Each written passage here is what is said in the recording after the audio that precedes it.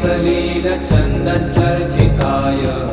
Nandishwar प्रमथनाथ महेश्वराय